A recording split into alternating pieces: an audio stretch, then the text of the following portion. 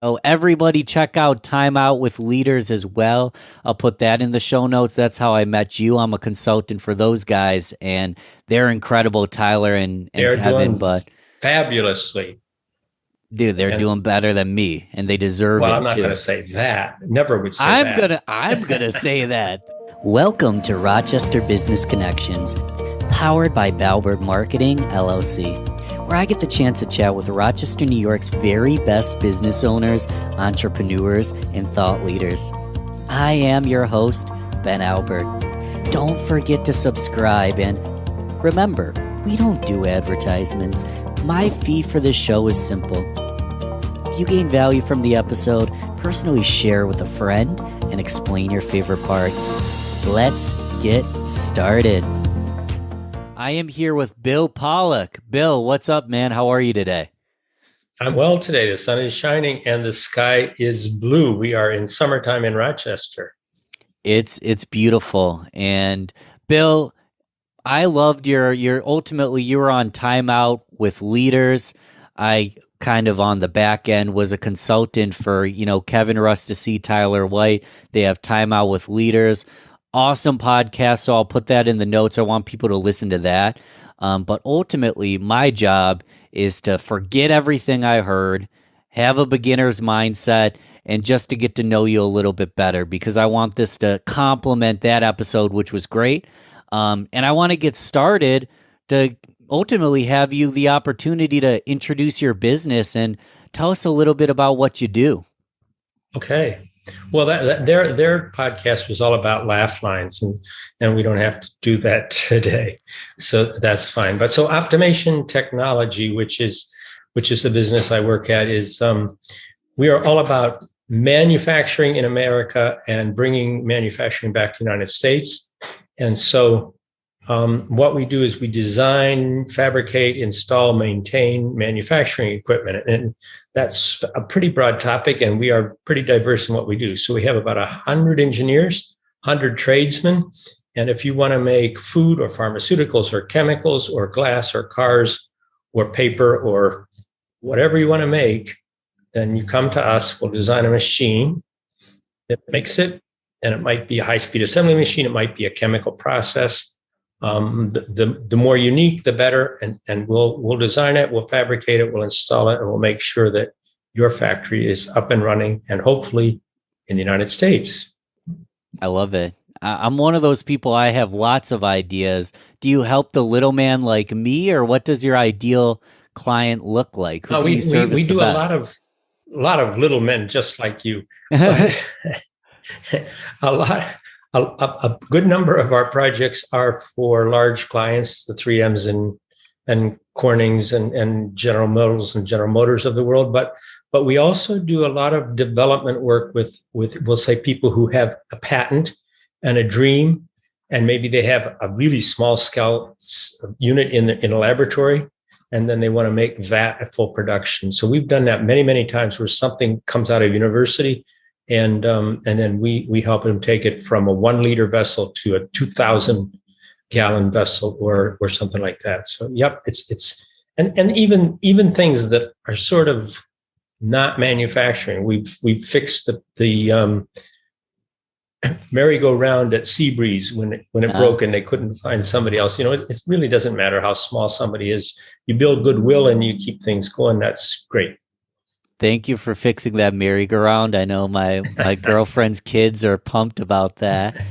And wow, so you employ over 100 people locally here in Rochester, or are you Well, national? close to 200, 100 engineers and 100 trades. So, it's all about industry. So the trades are what we call industrial trades: pipe fitters, machinists, welders, electricians, sheet metal workers, the people who would build the factory units. Sure. Wow, talk about one of Rochester's best kept secrets. I'll be honest, I sound like a jerk, but I hadn't heard of you yet. And you're employing 200 plus people here in Rochester. Are you continuing to grow and expand? Are you hiring? How has COVID treated No, you? no. Well, we continue our hiring and expanding. We expanded nationally for a while. Now we're predominantly in Rochester because you can do almost anything virtually. On the engineering side, we bring in interns and co-ops from colleges and then hire new grads and also people mid-career. On the trade side, we have an apprenticeship program. So we have, it's a New York State certified program. So we have 20 apprentices at any given time. We bring in class of 4 or 5 in each year. And then those people go on. It takes 4 or 5 years to get a journeyman license. They go on to become our journeyman. And that's been a really good program. Great group of people who figured out that being in the trades is a good career, and have decided to do that. So we love the transition as they go from being French fry connoisseurs at McDonald's into being welders or something different. So yeah. I love that. And from listening to Timeout with leaders, it seems like customer centricity, employee centricity, just a strong culture. You guys built a strong culture, and I'm curious how, why, what. It seems like people love to work for you. Is there any key values, a mission statement? What drives you and what drives the culture at your company? Well, maybe we started off trying to drive culture when I first started the company, because before I was at Optimation, I worked for Kodak, which was a monolithic 65,000 people firm at the time. So I was this tiny little cog in the bottom of a wheel where edicts would come out of the sky and my blood pressure was higher than high. And then I worked for a period of time as a professor at SUNY, which is a large university system where the edicts come out of Albany, not the sky. And so when I started Optimation, I made some promises. We're not going to have start times and stop times and as few meetings as possible. And we put in a gym and we put in a daycare and we did everything we could to say, we want this to be a fun place to be. And we want people who are going to be self-motivated and driven and can thrive in that kind of culture. And so that's the kind of people we have. And one of our mottos, I don't know if it's a mission statement, but I did share this on the other podcast too. We hire people for what they know, and then we fire them for who they are. So sometimes we miss when we're doing the interview and we don't identify that there's some character flaws which aren't going to help them to be part of a cohesive, strong, everybody helps everybody else kind of team. And those are the kind of people, unfortunately, who can't thrive in the Optimation culture.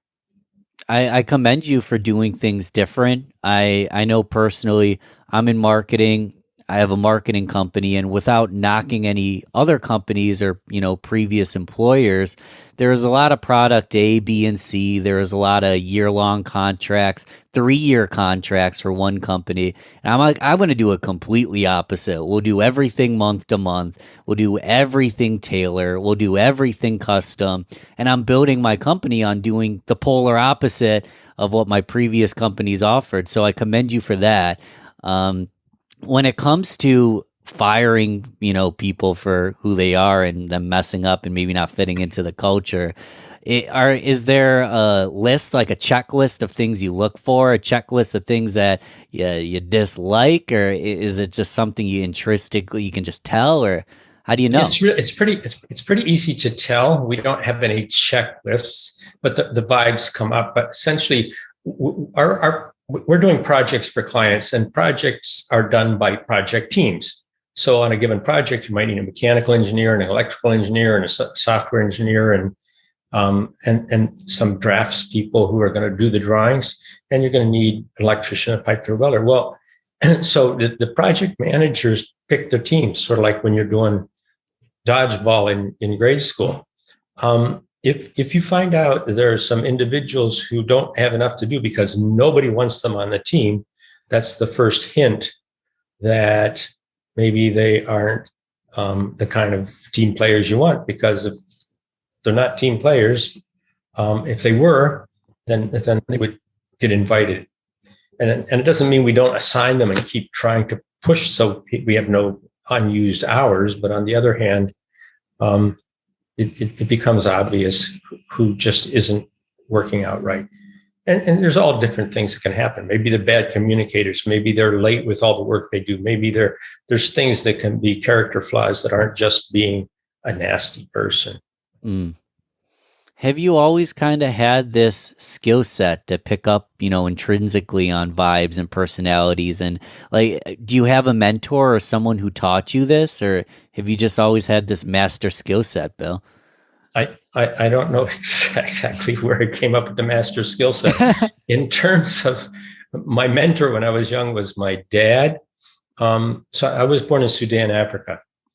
And he was a builder for the mission. So we would go places where nobody sort of, we'll say nobody, no one with written languages or educations had been, and he would go in and build a school in the clinic, and then they'd bring in somebody to start developing a written language and to make these people in contact with the rest of the world. So I was sort of his apprentice in doing all those kinds of things. And when, starting when I was young, he would hand me books to read because that's how you learn things. And there was nothing much else to do in the middle of sub-Sahara.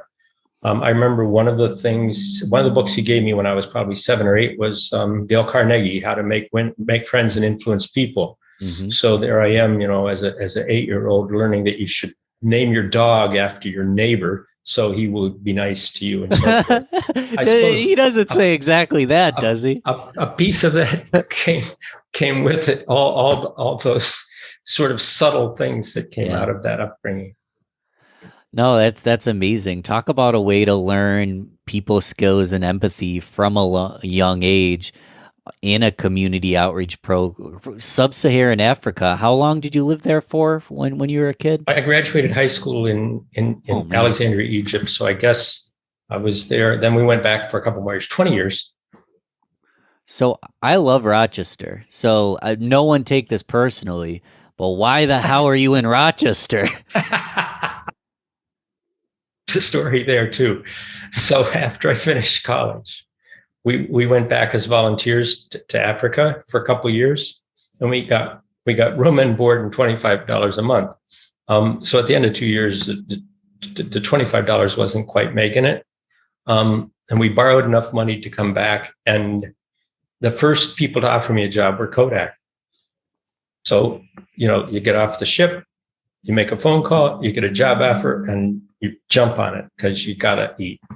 And that's how I came to Rochester. But it is a really great place. Although I don't really live in Rochester, I live as close to sub-Sahara as I can find. So I live in Allegheny County on a dirt road 3 miles from pavement in an underground house, and that is not quite downtown Rochester, but it's in the environs. In an underground house. This is one of those things where I don't know if you're joshing me or not. You live underground? Well, it's what's called an underground house. So we cut the hill away, built the house, all concrete poured, then you put dirt over the roof. But the south side is 500 square feet of glass. So you do get sunlight in, and it's quite pleasant inside, but there's 3 feet of dirt on the roof. Interesting. Wow. Okay. I for some reason I'm an idiot and I'm just imagining like what I see on TV in Afghan or something, which makes zero sense. No. You have to think more like the Hobbits. Okay. And the Hobbit houses. Those are sort of underground also. But I was a child of the 70s, and if you think back, that's when we had Mother Earth News and the original Earth Day and so forth was developed back in my formative years. Fascinating. And so you moved to Rochester, started with Kodak, started your company, and you stayed. I like to kind of just get into to have a little bit of fun. What do you love most about upstate New York, Western New York? As a 2-part question, what do you love most about living around here? And, do you have any feedback that can strengthen our community? Anything that you maybe dislike?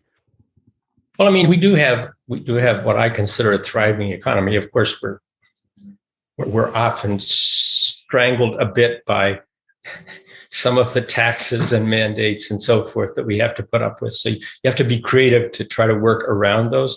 But I mean, if you think about the Rochester or the Finger Lakes, or I live near Letchworth Park, this is a beautiful part of the country. The 4 seasons are fantastic. I mean, Sub-Sahara is hot and dry. I took a vacation a year or so ago to Utah. The mountains are great and you have all this majestic view, but it's rocks. in Rochester, we have lakes and we have trees, and they come out and do flowers, and it's an amazingly pleasant place to live. People complain about the winter, but we don't have the hurricanes or the tornadoes typically, and so forth. So no, overall, it's a great environment, and that's what's to like about the area here. For a period of time, for like 6 or 8 or 10 years, I lived down in city of Rochester. So I know what's that like, but I'm not really a city person. So that's why I eventually moved on. Yeah, it's nice to have all four seasons, beautiful hiking, beautiful lakes, no worry of natural disasters. And we appreciate you staying in Rochester and staying in the Western New York region to build your company to the size it is and provide. I mean, do you have people from RIT and U of R coming and working with you? Of course, but also I mentioned that I taught at Alfred State College for 4 years. So we hired from there, but also Alfred U, Clarkson, RIT, Cornell, it's any of the great schools. But of course, RIT being closest, that's where our closest affiliation is, with the most hires would come from there. I love it. And I want to talk about, starting that business and, some of the struggles, because I know personally, I just started my marketing company recently. And the number one goal when you go off from a more corporate role and start, for me at least, and start your own business is, how do I at least satisfy a similar salary, because I'm starting off at $0 a year. And, a big lie, I think that it's a normalized lie, is that most business fail and most businesses lose money the first 2 years. I think it does depend on the industry, but I'm like, how do I at least make the salary I was making by myself as little old me starting his own company? And a lot of people who listen to the show, they're business owners, they're entrepreneurs. Maybe they're in a business structure, but they want to start a consultancy or they want to go off on their own, but they're afraid. And long term, they want to see themselves. I want to see myself in a role like yours, where I'm a major employer for the community. I'm growing. I can live above ground, underground, rooftop bar, the whole works. But more than anything, have the ability to help my family, help my community, and have fun doing it. I'm sure that when you started your company, there were struggles, right? Did you just walk into a perfect role, or tell me about that process when you were getting started trying to make ends meet yourself? So no, you're right. It is a struggle, and exactly what you said. You have to be realistic about it. So back when I started, I had this idea. Gee, but back then you have to keep. This is long, long ago, like 35 years ago. So I retired from Kodak when it wasn't fashionable to leave. There was still 65,000 people there. But the good thing about it is a lot of people came to my retirement party because retirement parties were so rare. But other than that, it was tough. But and they had paid me very well. I knew that there wouldn't be income directly from Optimation when I started. That's why I took the teaching job at Alfred State. So I was tenure track professor. Salary was significantly less, but I didn't have to take any money out of Optimation. I could simply, roll it back in. And starting off back then, the Kodaks and the 3Ms and the General Electrics of the world were totally vertically integrated. They had all their own engineering staff. They didn't contract out any of the work. But I could see that was starting to change, and that there would be some opportunities, which was, the basis of the company. So it took me, I got to give me a teaching job 3 days a week, all my classes. So I had 2 days to go around and sell. And it took 8 months to get my first contract. Wow. So in the meantime, it's just spin your wheels, make sales calls, make trips, do whatever. If you couldn't Zoom the sales calls, then you had to show up at the door. And then people would say, well, how big is the company? And then I'd say, well, right now it's just me. And then they say, it's nice to meet you. Then you walk back out the door, and that went over and over and over again. But eventually we got to the place where we started getting work. And because I was in that privileged position where I was mentoring students, I was able, over the next 5 years, to hire the valedictorian of the class every year. And that was my seed capital, if you like, very bright young men. Wow. And of those five, three are still here 30 something years later. Wow. And so I didn't start taking a salary from Optimation until the fifth year.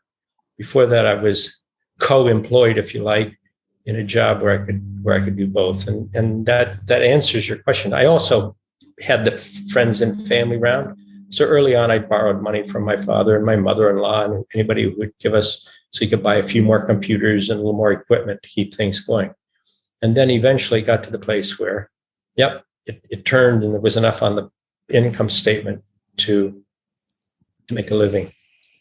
Was there a tipping point? You don't have to say the business, but was there a contract with a business you landed, a tipping point where you're like, wow, the 3, 5, 6+ years I've put into this actually is starting to make sense to me, and I definitely see a bright future? Because I'm sure it wasn't always easy, and when you're making those sales calls and you're getting turned away because you're a one-man gang, it's frustrating, right? Was there a tipping point that it just kind of you had that realization that you're on the right track?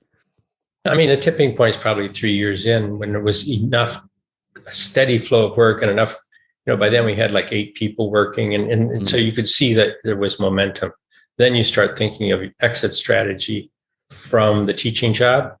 And my exit strategy was that I wanted to make, it takes 4 years before they would possibly give me a promotion. So I wanted to see if I could become an associate professor. And it also takes 4 years for your peers to vote if you get tenure. So I waited until I was tenured and promoted. And then 4 hours later, I quit.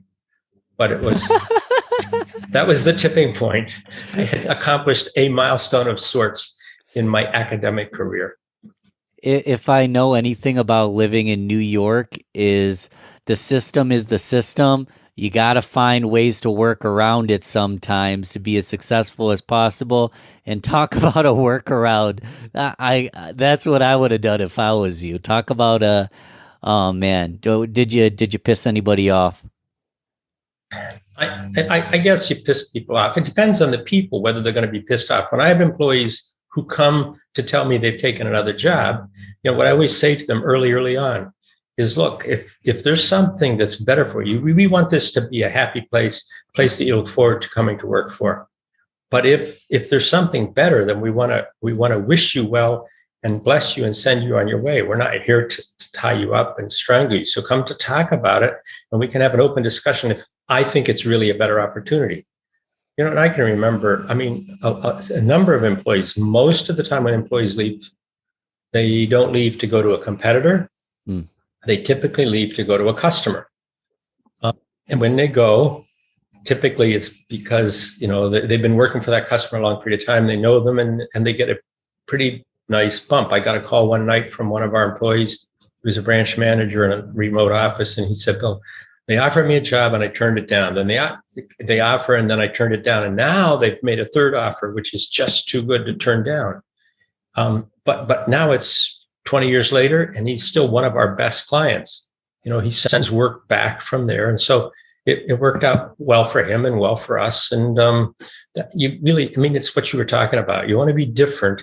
You want to have relationships, open relations, so there's no cloak and dagger. And everybody's part of the team. And I also tell them when they leave, the grass isn't always greener. And we've had 6 or 8 people who left. And then as soon as 1 week later, or 3 or 4 years later, you get a call and you say, Bill, you told me it might not be greener.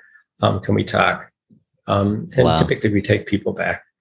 Grass isn't always greener. It's with social media and all these job boards and everybody on YouTube promising the next best thing. Sometimes you got the best thing right in front of you. Right. I'm curious what your thought on this is, because Amazon as a business aside and Jeff Bezos as a person aside, just looking at what Jeff Bezos does, I was reading an article. He offers, his employees in his warehouse $6,000 if they want to leave the company. So if you were to choose to leave the company, we'll pay you a $6,000 bonus, no questions asked, and something in the upper 90% of people stay. And some people, leave. That's trimming the fat, but the people that stay, there's a major buy-in for those people. I turned down 6K because I know that I have growth in this company and I want to be part of a bigger system. What's your thoughts on that? Crazy? Does it make sense to you? Doesn't make sense to me where we are, but I guess it works for Jeff Bezos. A lot Fair of things enough. work out pretty well for him. We never offered $6,000. There was a period of time for 3 or 4 or 5 years when we were hiring people away from other mid-career jobs. And one of the rules was we would never pay them as much as they were making in their present job. And the basis was we didn't want people to come just because they were getting a raise. We wanted them to come because they viewed it as better quality of life. So that's like the opposite of Jeff Bezos. Again, buy-in, I'd prefer the raise, but if I'm gonna have a better quality of life, what do you guys do to raise that, client customers, but more importantly, internal company fulfillment? How do you raise that employee fulfillment? Do you? Well, part of it is attitude and the behavior of the whole team and how people get along. I mean, but sometimes that's intangible. I mean, I remember one time there was an engineer we hired, and he had been working once for Corning, and then he left Corning and worked for one of our competitors, but still sitting on the Corning premises as a support engineer. And then we hired him. So now he's in the same office doing the same thing he did for 2 other companies. And I get a call from him one day and he says, Bill, this is the best company I ever worked for. I never figured it out. The question is, how did he know it was the best company, sitting in the same chair doing the same thing he did for the last 8 years? But you do try to build that momentum. And we did things early on. We figured out that, like I say, the start times, the stop times, working around flex hours before it was the popular thing to do. We early on figured out that people really needed to work out and have some flexibility around that. So we put a gym into the facilities so that, they didn't have to go somewhere to do that. And we could have, the sauna and the showers and everything, and they could go out. There's a pickleball court, out in the back. Wow. And people play at lunchtime. But then it came the time when we had these young families and it became apparent that daycare was an issue. So we went through the effort with the state, and we opened a licensed daycare where we could take 25 kids, and it was a waiting list. People were waiting on a waiting list for this. We started them in cribs. We had to get variances because it was like a 1-room daycare. So they went from age, 6 weeks up to age 6 or 7. But this way, if there was a storm or things were going late, they were in the same building with their kids. And if there was a mom who was breastfeeding, she could go down there and take care of things, come back to work sooner. So whatever we could do to try to make it a family and friendly and comfortable place is what we've tried to do. And that sort of spreads into the rest of the culture of the company. Yeah, family friendly, comfortable. If your employees are happy, that's the most important thing, right? And I'm imagining, Bill, I apply to work for you. These are just random numbers. I'm making 40 a year, and you said, Ben, I can offer you 35.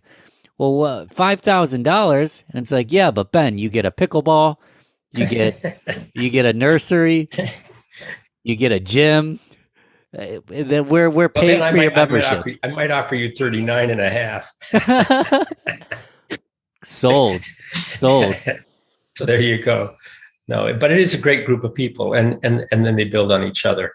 So, but as much as possible, I try to meet employees early on because we try to have a flat organization so that there aren't mysteries. That if they have a question, they should feel free to. It's open door. Come and talk to me, or call me, or email me, or ask what's going on, and that helps to make it feel more friendly. It's good stuff, Bill. Listen, man, you're a wealth. I want to move into the rapid fire round just to have a little bit of fun. They're short, either or fill in the blank questions, just to get to know Bill Pollock a little bit more. Sound good? But morning person or night owl? Certainly morning person. Coffee or tea? I actually do both. There's a time in the day for coffee and there's a time in the day for tea. Good stuff. A big breakfast, or just skip it. Let's get to work. My breakfast is pretty mundane or routine or whatever. I do oatmeal almost every day. Got it. What about guilty pleasures? Do you have a favorite ice cream flavor?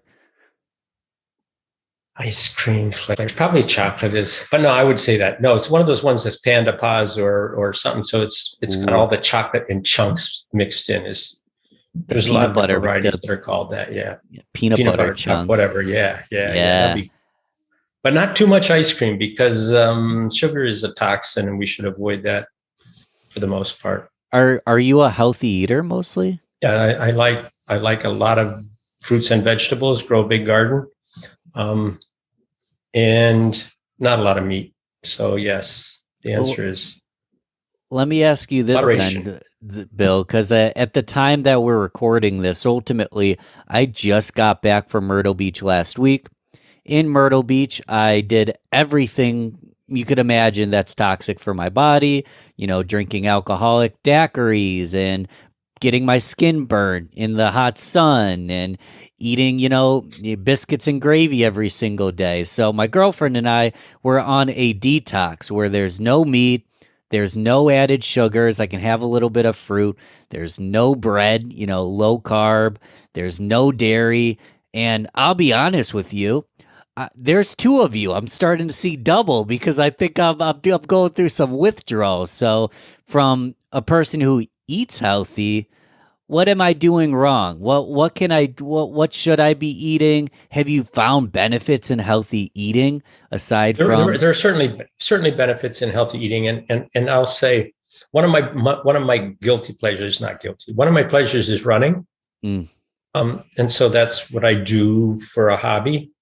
And it balances life because it's part of staying healthy, but it's huge fun to be on the trail away from everything. So I've been doing that competitive running for 60 years. So, but there was a period of time when I'm eating all that toxic stuff that you're talking about that, right? I'm this overweight, middle-aged guy. And then I decided to try to change to eating healthy. And so I'm running through the woods one day and I said, you know what, I could do a marathon. And so at age 65, 64, whatever it was, I ran a marathon. I qualified for Boston. The point is, and with the extra running, I lost an extra 25 pounds and I became healthier. So it all builds on itself. It takes a little time, but the healthy eating with the right amount of exercise will eventually wean you off of those cravings that you're talking about. I think it takes a month to break a sugar craving. Mm. But it's really easy to get it back, not different than any other kind of addiction. So you go to Myrtle Beach and you tank up on your sugars, whatever it Daiquiris, is, for a week. Paladines, yeah. It's going to take you another 6 weeks of hard work to get back Mm. off it. Did you Don't be say a sugar your alcoholic. your first marathon was in your 60s? I actually ran a couple untrained ones when I was, we'll say, in college. But yeah, that was my first one in 50 years. Wow. So yeah, and it turned out pretty well. And so then I've done Boston 8 times since then. Congratulations, man. Staying young. Are you the are Staying young. you one of those guys that you're gonna work till the day you die? My dad died with his boots on at 95, so probably. Although my wife says I've promised to retire at 87, so maybe I will retire. We'll see.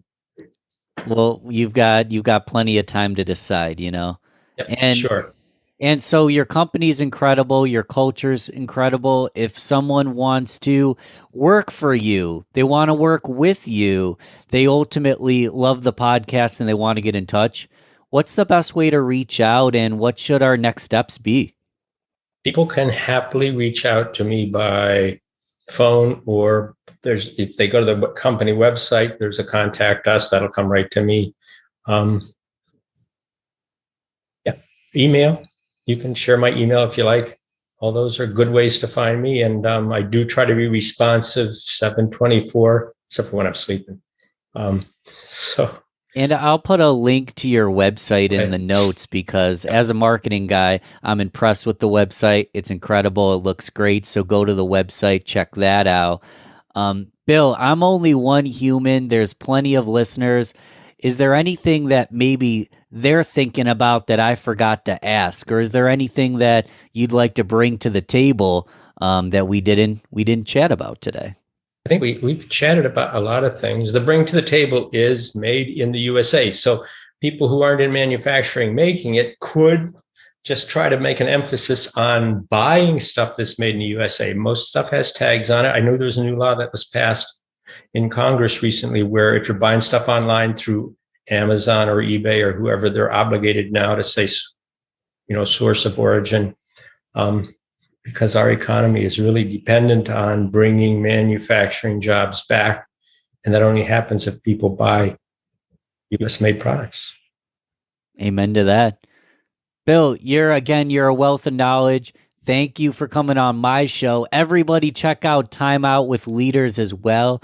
I'll put that in the show notes. That's how I met you. I'm a consultant for those guys, and they're incredible, Tyler and They're Kevin. doing But fabulously. dude, they're doing better than me, and they deserve Well, it I'm not too. going to say that. Never would say I'm that. gonna say that. I think they're a But joy and they're great. they may be having more fun than you because they play on each other pretty well. Yeah, they're fun guys. We're the yin and the yang. I'm more of that like rational, introverted, Right. let's try to Right. peel back the layers. Right. They're the kind of guy that you want to just hit a ball with, they're There a you ton go. of fun. They But are. But we have to have both sides. You can't be all frivolity all the time, but you can't be too serious too. So good balance.